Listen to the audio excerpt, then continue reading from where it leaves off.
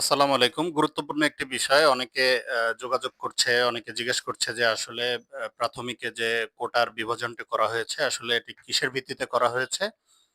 বা বিশেষ করে বিজ্ঞানদের জন্য যে বিষয়টি আসছে যে ২০% এই ২০% আসলে কি শুধুমাত্র ২০%ই বিজ্ঞানদের থেকে নিবে? নাকি সাধারণদের সাথে ফাইট করার পরেও ২০% অতিরিক্ত বরাদ্দ রাখা হবে? এ বিষয়টি ক্লিয়ার করার জন্য আমি সংক্ষিপ্ত একটি ভিডিও তৈরি করছি। আশা করছি ভিডিওটি আপনারা আ দেখবেন এবং এ সংক্রান্ত যে ক্লিয়ার তথ্য সেটি আপনারা ইনশাআল্লাহ এই ভিডিও থেকে পাবেন। গতকাল রাতে সরকারি প্রাথমিক বিদ্যালয়ের শিক্ষক নিয়োগের যে নতুন আ বিধিমালা জারি হয়েছে সেখানে ৯৩% অর্থাৎ আ ৯৩% এটি হচ্ছে মেধার ভিত্তিতে হবে আর ৭% হচ্ছে কোটার ভিত্তিতে হবে। তো এই ৯৩% যে মেধার ভিত্তিতে আছে এখানে ৯৩% র মধ্যে সায়েন্স, আর্টস, কমার্স অর্থাৎ সাধারণ সবাই মিলে যে কোটাটি পাচ্ছেন তারা সবাই এর মধ্যে অন্তর্ভুক্ত আছেন। এছাড়া অতিরিক্ত ২০% শুধুমাত্র বিজ্ঞানদের জন্য রিজার্ভ রাখা হয়েছে। অর্থাৎ সাধারণদের সাথে তো প্রতিযোগিতা করবেই। সাধারণভাবে তিনি হলে আলহামদুলিল্লাহ কোনো অসুবিধা নাই। কিন্তু তারপরেও শুধুমাত্র আপনি বিজ্ঞানে থাকার কারণে অর্থাৎ বিজ্ঞান বিভাগে যদি আপনি স্নাতক সম্মান শেষ করেন অথবা বিজ্ঞান বিভাগে থেকে আপনি ডিগ্রি সম্পন্ন করেন, তাহলে কেবলমাত্র এই কোটাটা আপনার জন্য প্রযোজ্য হবে। তাহলে সংক্ষেপে বলা যায় যে এই ৯৩% র মধ্যে সায়েন্স, আর্টস, কমার্স সবাই অন্তর্ভুক্ত। অতিরিক্ত যেটি থাকছে সেটি হচ্ছে যে শুধুমাত্র বিজ্ঞান বিভাগে যারা তাদের জন্য ২০% কোটা রাখা হচ্ছে। এখানে বিজ্ঞান যারা আছেন তারা এটাতে খুব বেশি লাভবান হচ্ছেন। বিশেষ করে সাধারণদের সাথে তো যাচ্ছেনই, পাশাপাশি তাদের জন্য অতিরিক্ত ২০% কোটা রাখা হচ্ছে। যেটি নারী কোটা আগে ছিল। এখন আর নারী কোটাটি থাকছে না।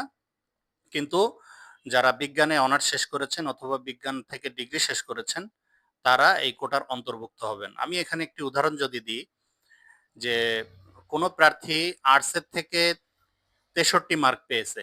অনুরূপভাবে বিজ্ঞান থেকে কোনো প্রার্থী ৪৩ মার্ক পেয়েছে। তিনি যে থানার অধীনে ভাইবা দিচ্ছেন অর্থাৎ আমার থানায় যদি ১০ টি লোক নেয়, তো সেখানে যদি একটা পর্যায়ে যায় যে পর্যায়ে গেলে বিজ্ঞানেরও প্রার্থী রয়েছেন আবার সাধারণেরও প্রার্থী রয়েছেন। তো সেখানে বিজ্ঞান বিভাগে সাধারণদের সাথে তো তিনি প্রতিযোগিতায় অংশগ্রহণ করেছেনই। পাশাপাশি এই ২০% তিনি অতিরিক্ত অগ্রাধিকার পাবেন। অর্থাৎ যিনি ৬৩ মার্ক পেলেন আর্টসের থেকে, কিন্তু বিজ্ঞান থেকে ৪৩ মার্ক পাওয়ার কারণেও এই বিজ্ঞানের স্টুডেন্টের চাকরি হয়ে যাবে। কারণ তিনি এই ২০% কোটার দাবিদার। এখানে আমি মনে করি, আমার মনে করার মধ্যে ভুল থাকতে পারে। আমি মনে করি যে এখানে বিজ্ঞান বিভাগের ছাত্রছাত্রীদের মাধ্যমে সাধারণ যারা রয়েছেন তাদের সাথে একটি বৈষম্য তৈরি হয়েছে। এই বৈষম্য আসলে দূর করা উচিত।